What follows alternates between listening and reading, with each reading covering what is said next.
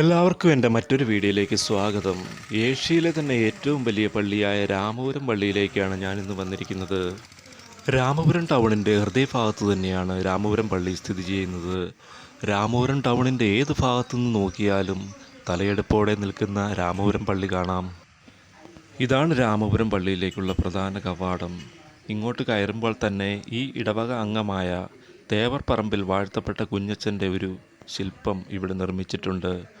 ഇതുകൂടാതെ മാതാവിൻ്റെ മടിയിൽ യേശു കിടക്കുന്നതായിട്ടുള്ള വലിയൊരു രൂപവും ഇവിടെ നിർമ്മിച്ചു വച്ചിട്ടുണ്ട്. അസാമാന്യ വലിപ്പമാണ് ഈ രൂപത്തിനുള്ളത്. രാമപുരം ടൗണിൻ്റെ വളരെ അടുത്തായിട്ടാണ് രാമപുരം പള്ളി സ്ഥിതി ചെയ്യുന്നത്. ഇവിടെ നിന്ന് നോക്കിക്കഴിഞ്ഞാൽ ടൗണും പരിസരങ്ങളും എല്ലാം വളരെ വ്യക്തമായി കാണാം. ഇവിടുന്ന് കുറച്ച് ദൂരം കൂടെ മുന്നോട്ട് പോയി കഴിഞ്ഞാൽ രാമപുരം പള്ളിയിലേക്ക് കയറാം.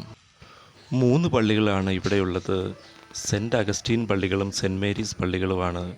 ഈ പള്ളിയുടെ മുൻഭാഗത്തായി വലിയൊരു കൽക്കുരിശുണ്ട്. ഇതിൻ്റെ കവാടത്തിൽ തോക്കേന്തിയ പട്ടാളക്കാരുടെ രൂപങ്ങളുണ്ട്. അതും കടന്ന് മുന്നോട്ട് പോകുമ്പോൾ സെൻറ്റ് അഗസ്റ്റീൻസ് ചർച്ചാണ് ആദ്യം കാണുന്നത്. വലതുവശത്താണ് സെൻറ്റ് മേരീസ് പള്ളിയുള്ളത്.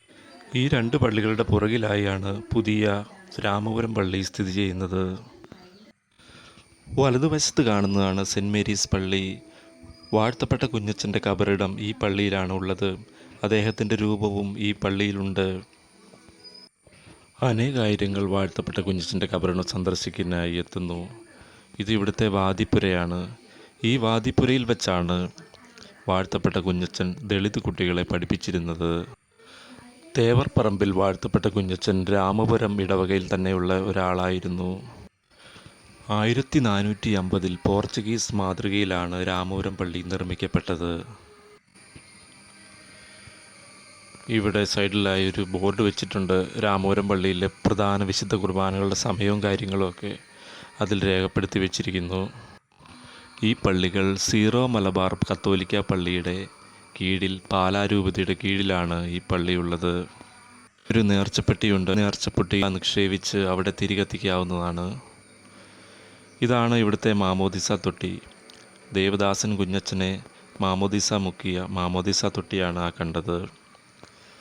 ഇതാണ് പള്ളിയുടെ മുൻഭാഗം. പഴയ പോർച്ചുഗീസ് മാതൃകയിലാണ് ഈ ദേവാലയം നിർമ്മിച്ചിരിക്കുന്നത്. വലതുവശത്തായി വാഴ്ത്തപ്പെട്ട കുഞ്ഞച്ചൻ്റെ ഒരു രൂപം ഉണ്ട്. ഈ കാണുന്നതാണ് വാഴ്ത്തപ്പെട്ട കുഞ്ഞച്ചൻ്റെ കബറിടം. ഇന്നൊരു ഇടദിവസമായതിനാൽ ഇവിടെ ഇന്നും വലിയ ഭക്തജനങ്ങളുടെ വലിയ തിരക്കൊന്നുമില്ല. ഈ ഇടത് സൈഡിൽ കാണുന്നതാണ് സെൻറ്റ് അഗസ്റ്റീൻസ് ദേവാലയം. 1450 ഈ ദേവാലയം സ്ഥാപിതമായത്. പോർച്ചുഗീസ് മാതൃകയിലാണ് ഈ ദേവാലയം സ്ഥാപിതമായത്. ഇതാണ് സെൻറ്റ് അഗസ്റ്റീൻസ് ചർച്ചിൻ്റെ ഉൾഭാഗം.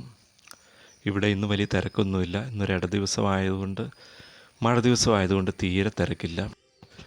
ഈ കാണുന്നതാണ് ഈ അടുത്ത കാലത്ത് പണി പൂർത്തിയാക്കിയ സാക്ഷാൽ രാമപുരം അഗസ്റ്റീൻസ് ചർച്ച്. 75,000 ചതുരശ്ര അടിയിലാണ് ഈ പള്ളിയുടെ നിർമ്മാണം പൂർത്തിയാക്കിയിരിക്കുന്നത്. ഏഷ്യയിലെ തന്നെ ഏറ്റവും വലിയ പള്ളികളുടെ ശ്രേണികളിലാണ് ഇപ്പോൾ ഈ പള്ളി ഉള്ളത്. ഇതാണ് പള്ളിയിലേക്കുള്ള പ്രധാന കവാടം. ചുവരുകളെല്ലാം പലവിധ ശില്പകലകളാൽ വളരെ മനോഹരമാക്കി വെച്ചിരിക്കുന്നു.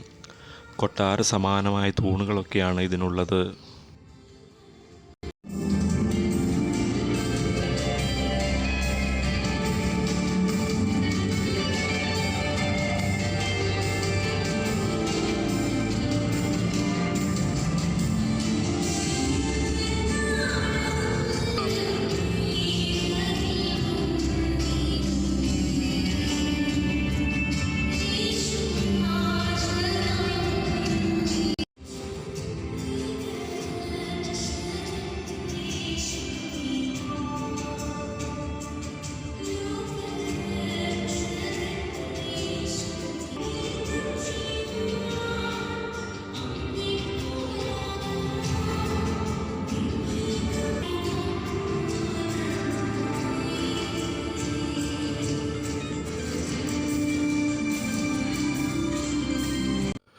ഒരേ സമയം 3500 പേർക്ക് ശുശ്രൂഷകളിൽ പങ്കെടുക്കാൻ തക്കവിധം വലിപ്പമുണ്ട് ഈ പള്ളിക്ക്. കൊട്ടാര സമാനമാണ് ഈ പള്ളിയുടെ ഉൾഭാഗം. ഒരു കൊട്ടാരത്തിൻ്റെ ഉള്ളിലിരിക്കുന്ന പ്രതീതിയാണ് ഇതിനുള്ളത്. ജർമ്മൻ പോർച്ചുഗീസ് സാങ്കേതിക വിദ്യ സമന്വയിപ്പിച്ചാണ് ഈ പള്ളിയുടെ നിർമ്മാണം. പൂർത്തിയാക്കിയിരിക്കുന്നത്. ഈ പള്ളിയുടെ മധ്യഭാഗത്തായി ഒറ്റ ഫാൻ മാത്രമേ ഉള്ളൂ. അതാണ് ഈ പള്ളിയുടെ ഒരു പ്രധാന പ്രത്യേകത. ഏകദേശം 20 കോടിയോളം രൂപ ചെലവാക്കിയാണ് ഈ പള്ളിയുടെ നിർമ്മാണം പൂർത്തിയാക്കിയിരിക്കുന്നത്. ഇതിൻ്റെ തൂണുകളൊക്കെ ശരിക്കും കൊട്ടാരത്തിൻ്റെ തൂണുകൾ പോലെ തന്നെയാണ് ഉള്ളത്. ഇത് കൊട്ടാരമാണോ ദേവാലയമാണോ എന്ന് ശങ്കിച്ചു പോകുന്ന രീതിയിലാണ് ഈ പള്ളിയുടെ നിർമ്മാണം പൂർത്തിയാക്കിയിരിക്കുന്നത്. ചുറ്റും തൂണുകളാൽ സമ്പന്നമാണ് ഈ പള്ളിയുടെ പുറം ഭാഗങ്ങളൊക്കെ തന്നെ. അങ്ങനെ പള്ളിയിൽ നിന്ന് ഞാൻ പുറത്തിറങ്ങി. വീഡിയോ ഇഷ്ടപ്പെട്ട് കഴിഞ്ഞാൽ സബ്സ്ക്രൈബ് ചെയ്യുക, ലൈക്ക് ചെയ്യുക, കമൻറ്റ്